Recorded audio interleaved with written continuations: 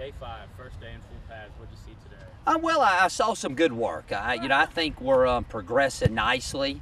Again, you get to this point, you can really tell who worked hard in the summer leading up to camp, as opposed to some guys that didn't do as much as that they needed to do to get themselves ready.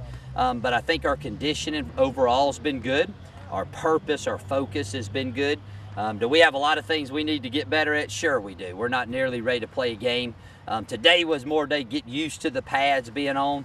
Tomorrow we'll have our first 2-a-day session where we'll end each practice with scrimmage situations. And once we get to that point, we'll find out who will hit you and who won't.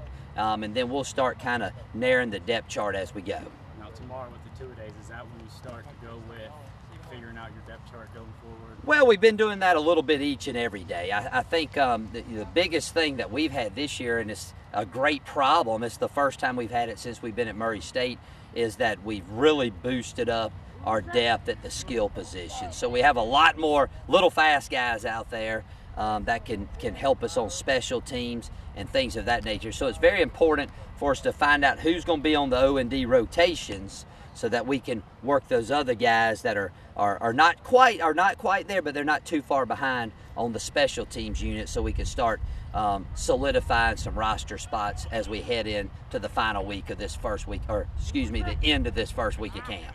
I know a coach is never satisfied with progress, but after the first 5 days, where do you see your team, and are you happy with them? Well, yeah, I am happy with them. I think that we got a bunch of good people on the team, number one. I think we're all after the same goals. I think we've done a good job of putting our egos in our back pocket. The negative is, I think, a little bit today. We just tried to get through the day as opposed to push ourselves through the day. But again, it's camp. You find out who's going to push, who you can count on when it comes crunch time. But all in all, I've been very pleased with the first 5 practices.